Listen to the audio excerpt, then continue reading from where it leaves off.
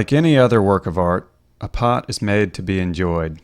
Whether used in the preparation and service of food, or casually viewed for aesthetic pleasure, pots are a celebration of life and the rituals that sustain us. In order to fully appreciate pottery, it is helpful to know something about the creative process and the spirit in which it is made. Contemporary potters have many choices to make, from selecting materials for clay and glazes, to the production methods and tools used, to the type of kiln and firing employed, and all points in between. Based in western North Carolina, I am inspired by folk pottery traditions from around the world, with a special emphasis on 19th century pottery made in the Carolinas. I have chosen to make functional pots that I fire in a large wood-burning kiln. Many people don't realize the amount of work it takes to make a wood-fired production pottery succeed. In order to sustain myself as a professional potter, I have to throw, fire, and sell a substantial number of pots each year. As an artist, it is important to me that my pots reflect who I am, a creative individual influenced by a rich set of traditions. A typical kiln cycle stretches over a 6-month period and can be broken down into several phases, from preparing the wood and cleaning the kiln, to throwing and decorating the pots themselves, to loading and firing the kiln, to cleaning the pots and displaying them for sale. $275 or something on these. Enough clay for 2 cycles must be mixed and dried during the warmer months of the year. Traditionally, production potters dug their clay from deposits discovered in the floodplains of local rivers and streams. Recently, I have begun experimenting with clays dug right in the valley where we live, and hope to be using a predominantly native clay body soon. It's got a lot of plasticity. However, the clay in this video is mixed from bags of dry materials bought from a local distributor in Asheville.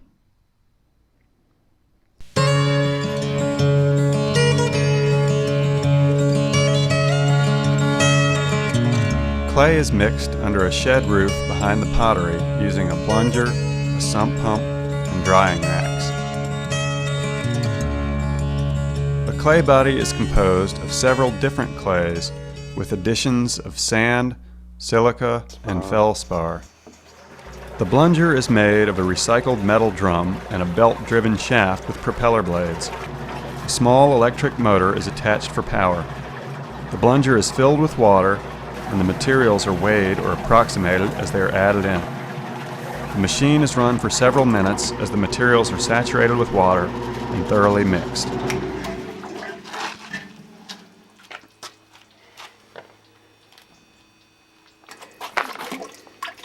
Next, a sump pump is lowered into the barrel, and the clay slurry is pumped into drying racks.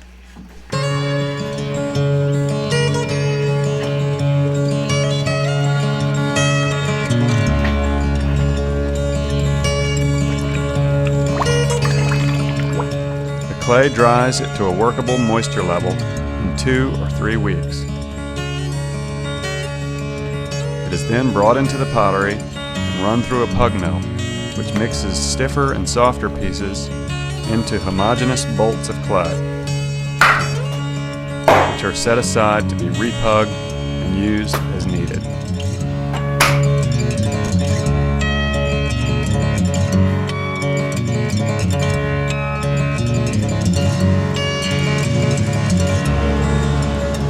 Next, it's time for the formidable task of cutting, splitting, and stacking the wood for thorough drying before the next firing.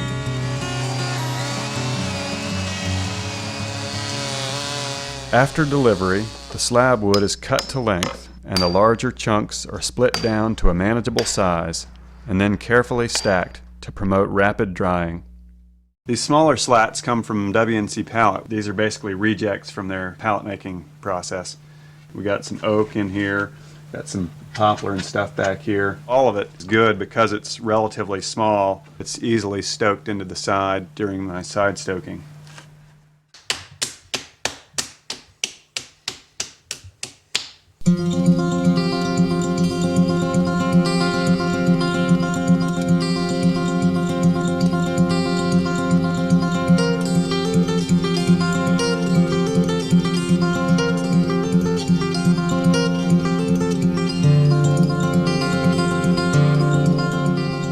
Throwing is where a potter's heart is. It is the part of the cycle that I look forward to. Each pot is a challenge, no matter how small or how simple. The focus is always on how to make the best possible pot in the moment of its making.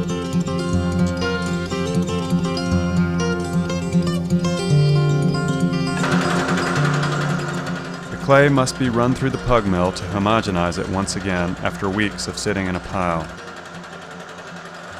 Then pieces of clay are torn from the bolt and carefully weighed to make specific sizes or shapes. If the pots are larger than 2 pounds or so, the clay must also be wedged by hand before it is thrown. This step gets the clay into a suitable shape to be quickly centered on the wheel. The basic steps of throwing consist of centering, opening, pulling, shaping, and refining. A sponge is used to keep the pot wet and plastic as it spins. Pulling can be accomplished with the heel of the hand, with fingertips or knuckles, or with a variety of tools called ribs. These ribs can be made of any number of materials. The ones I use are made of stainless steel and wood. Each shape is accomplished through a choreographed sequence of movements that has been learned through long hours of repetition.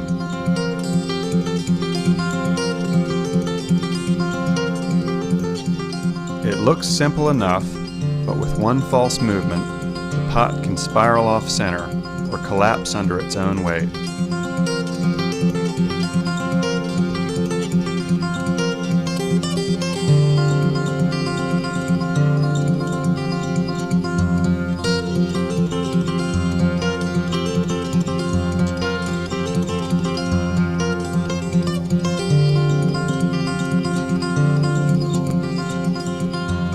Newly thrown pots must be set aside to dry for a day or two, sometimes even longer depending on the humidity and light conditions of the drying area. When the pots have stiffened to a leather-hard stage, they are finished up. All pots get at the very least a thumbing around the base and stamped with the maker's mark before glazing, but many pots require more finish work. Plates and bowls are turned upside down on the wheel, and a foot is trimmed with a sharp tool, giving these pots a more refined, elegant appearance. Mugs and pitchers require a handle. To make a handle, the points of attachment are scored with a nail and liquid clay slip is added. The scoring and slip application helps the handle adhere to the pot. If it isn't done properly, the handle may crack or pop loose during the drying or firing. A stalk of clay is then secured near the rim, and the handle is pulled by hand, and the end is reattached at a lower point on the pot.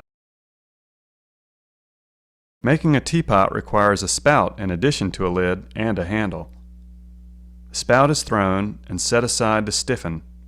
When they are leather hard, the handle and spout can be applied. The spout is carefully cut and placed on the pot. It is traced to identify the place where the holes are to be cut and where the pot is to be scored and slipped. The spout is then firmly pressed onto the pot and the edges lightly smeared. Covered jars may or may not have handles, but all have lids. Lids may be made in a number of different styles. A flat or concave lid can be thrown with a knob.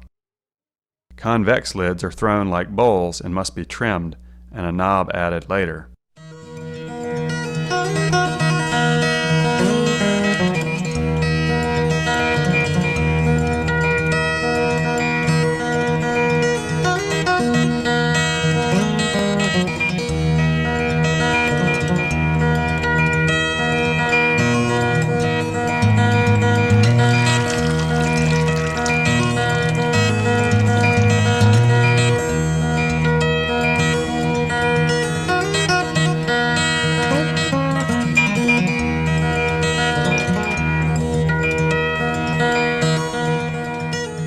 Glazes are carefully mixed as needed, using recipes that are derived through trial and error or passed among friends.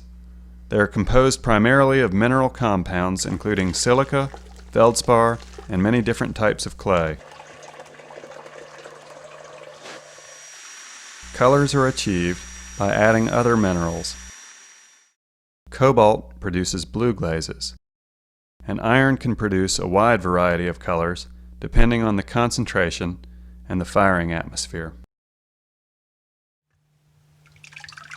After pots have been thrown and assembled, it's time to glaze them. The inside is glazed first, while the pot is still leather hard, and set aside to stiffen up before glazing the exterior. Some pots are enhanced with decorative slip trailing before being glazed, or perhaps a red or white slip is brushed on, and a pattern is created of finger wipes and slip trailing of a contrasting color. Or maybe slip trailing alone is desired, with no glaze over the top. The possibilities are endless. Sometimes pieces of stained glass are stuck into the soft clay to melt during firing. The same glass treatment may have a different look depending on which glaze or slip is used. This practice for me is purely a decorative treatment, but it has functional roots. The 19th century Carolina potters used glass to fortify the handles on their large storage jars, jugs, and crocks. Modern potters are inspired by the dramatic contrast of the pale glass cutting through the mossy green alkaline glaze on elegant vessels made by Daniel Siegel, a farmer potter who lived and worked in the Catawba Valley of North Carolina in the mid-19th century. Other decorative treatments come from more distant sources.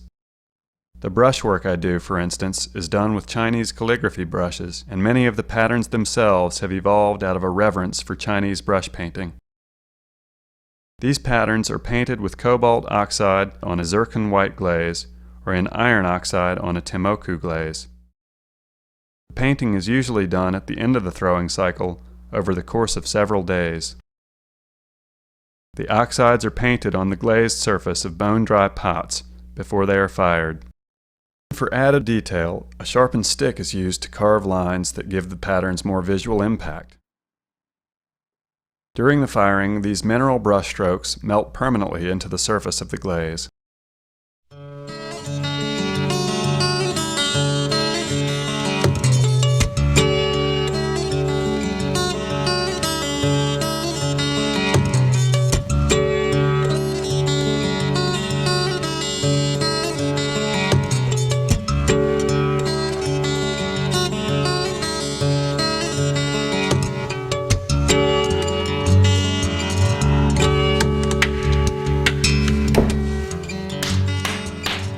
Making large pots on the wheel requires technique.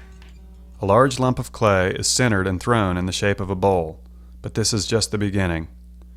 It is set aside and allowed to stiffen for a day or two. When this base is stiff enough to accommodate more weight, it is put back on the wheel, where it is centered before a new coil of clay is added.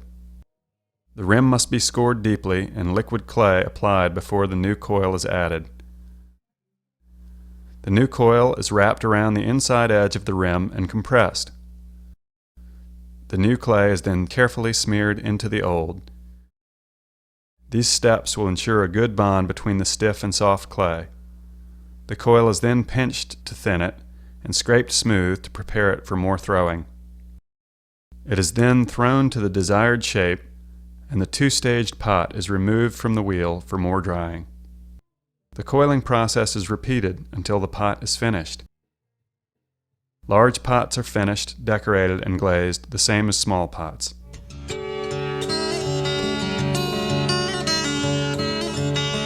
make them well requires skill, technique, patience,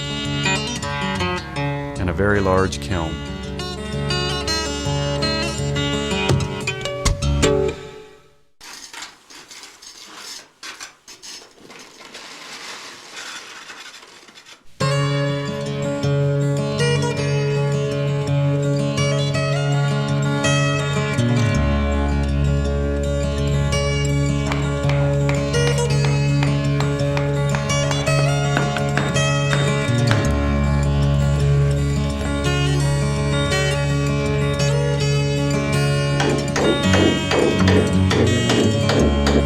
give it a pull.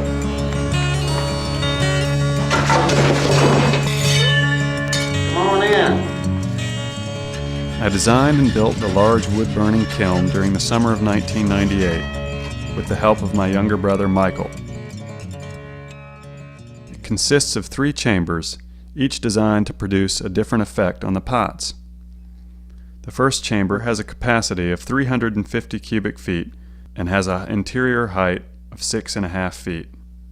This chamber consists of a massive hearth where most of the stoking occurs, and a ware bed which tapers from 8.5 feet wide down to 4.5 feet.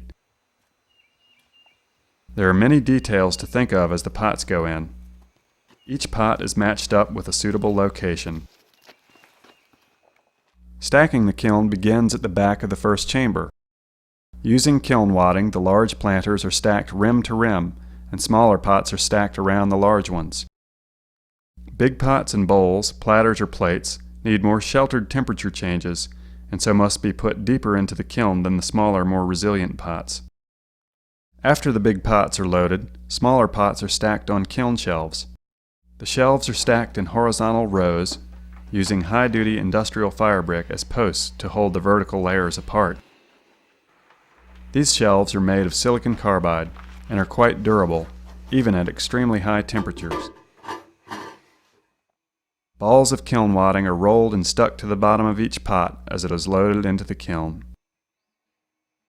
Kiln wadding is made from pure kaolin and hydrated alumina. These extremely refractory materials do not vitrify at the kiln's top temperature, and therefore can be used to keep the pots from fusing to the kiln floor, kiln shelves, or one another. Kiln space is a precious commodity when so much preparation goes into each load of pots, and great care is taken to use space to the full advantage. Pots of similar heights are grouped together with very little space between, and small pots are put into gaps where no larger pots will fit.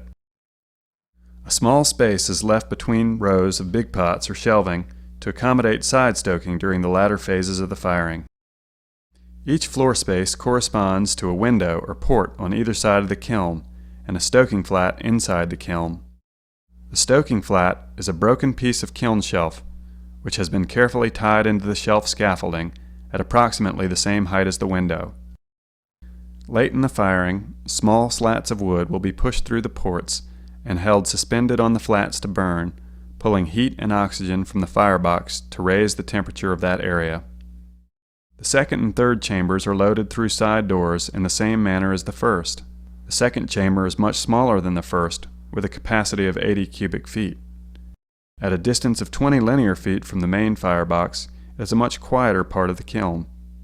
It gets plenty of heat and atmosphere, but it is not held at high temperatures for long, and receives a much lighter coating of ash. For these reasons, it is an ideal location for pots with elaborate brush painting. The third chamber is quieter still, and temperature here is very difficult to control. Except for a few spots up front, it doesn't reach the same high temperatures of the first 2 chambers. Primarily unglazed planters are fired in this chamber. Though these pots are made quickly and left completely undecorated, excepting a bit of pie crust to give them distinction, the dark clay and wood firing give them an understated beauty, which is the perfect complement for a dramatic plant.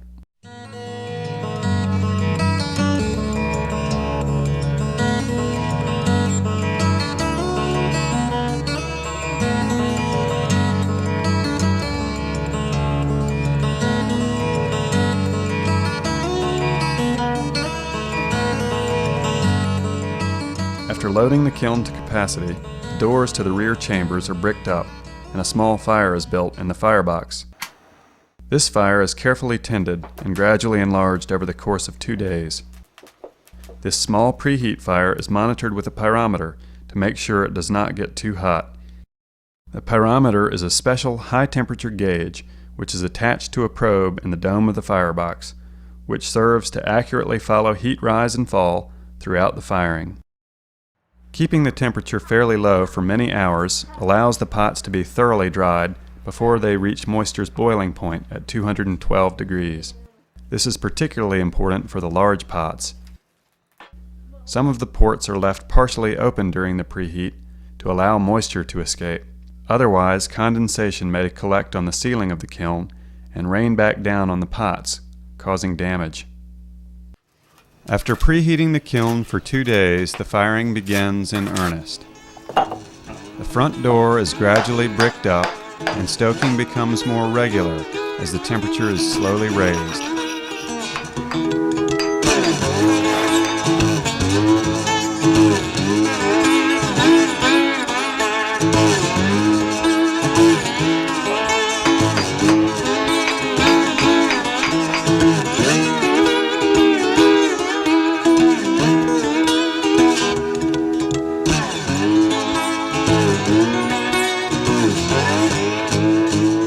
During this particular firing, we bricked up and stoked the kiln 75 degrees per hour, bringing the temperature up to 1,000 degrees.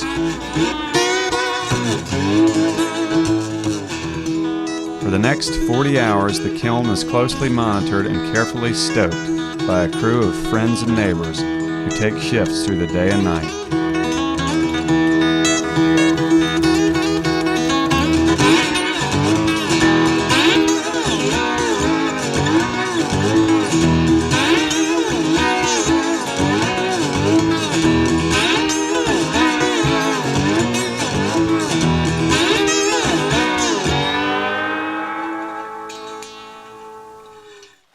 Sunday morning around 8, the firebox approaches its top temperature of 2,400 degrees Fahrenheit. This temperature is maintained throughout the rest of the day as we try to gradually pull that heat deeper and deeper into the kiln. The temperature in the depths of the kiln is monitored with pyrometric cones. Each cone is formulated to melt at a specific temperature. They are arranged sequentially and placed near the kiln ports for easy reading. By observing the bend of the cones, we know what the temperature is. It is now time to begin side stoking. If I want some in theory, I'll say, put one on the top. Top is here, then the bottom is just drop them right on the floor. Side stoking is done after the atmosphere burns clean from a firebox stoke. Come back up when we stoked in the side there. We remove the port covers on a particular section of the kiln and slide thin slats of wood in. The wood immediately bursts into flame and pulls heat and oxygen from the firebox and disperses it toward the chimney. Much of this heat is absorbed by the pots in that area of the kiln, and it usually takes several cycles of side stoking before we begin to see temperature change reflected in the bending of cones.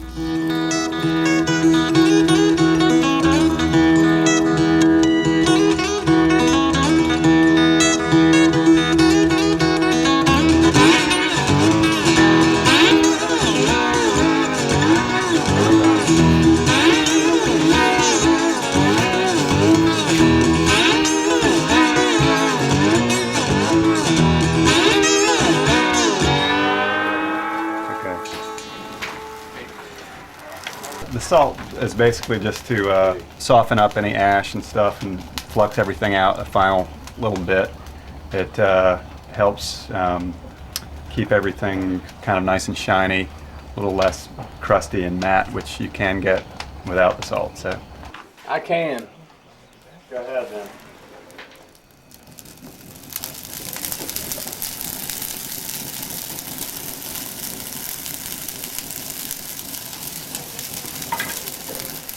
It typically takes 6 to 8 hours of side stoking to bring the clay and glazes to maturity in the deepest part of the first chamber. As top temperatures begin to reach this section, the firebox is stoked a final time and shut down. One more, that's it.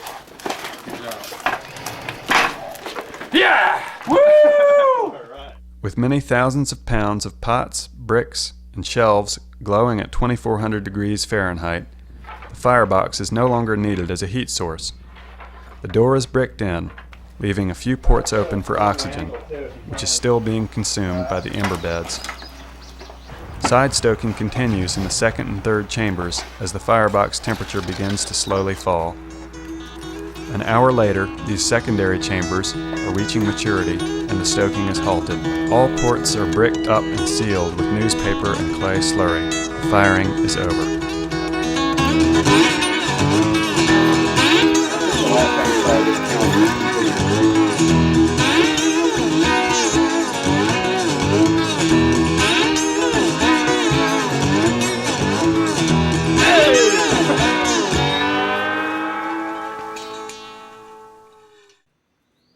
The kiln cools slowly over the next 5 days and is open when the temperature has come down below 200 degrees. I have learned to wait patiently for this moment. It is a time to reflect on the firing as a whole and anticipate what the results might be. Anticipation, however, is a double-edged sword. The range of variables is infinite, from glazes and clay bodies, to the way the kiln was stacked, to the type and dryness of the wood used, to the stoking patterns and how much air is allowed in, and even the weather. These conditions and any subtle combination of two or more of these conditions can produce different results. This unpredictability can be viewed as a liability when mistakes are inevitably discovered during the unloading. You lose some and you lose some. What happened? Emotions tend to run high as unwanted results are tallied in the dark kiln. But later, after the pots have been removed and psychologically absorbed, I can see them for what they are rather than what I wanted them to be. Really? All of them are good. Yeah! Some of them are great. It is this change in perspective that allows me to enjoy and learn from the new pots. It always satisfies me, and the little successes encourage me to try new things in the next cycle. The final step before settling the pots is to clean them up a bit. The unglazed clay frequently has little sharp edges here and there, or a bit of rough texture, which is easily softened with a piece of very fine sandpaper. In addition, some pots may have bits of kiln wadding that have fused to the pot by a glaze run or a piece of melted glass. These wads are removed with an angle grinder, and the clay beneath is polished smooth with a Dremel tool or sandpaper. When the pots are clean, they are priced and displayed for sale. Our pottery sales are modeled on kiln openings that date back to the 19th century here in North Carolina. Folk potters sold their wares to neighbors, still hot from the kiln, and took what pots were left to market. Back in the day, pots were commodities necessary for the preservation of food and drink to see people through the winter. Any aesthetic value was of secondary importance. In modern times, however, we make pots primarily to meet customers' aesthetic wishes. It is therefore appropriate to clean and present the pots, showing them at their best. Customers learn of the sale through printed invitations or by word of mouth, and come to the pottery to see and buy their favorites. It is time to conduct business, but also to catch up with folks and talk about pots with other people who love them.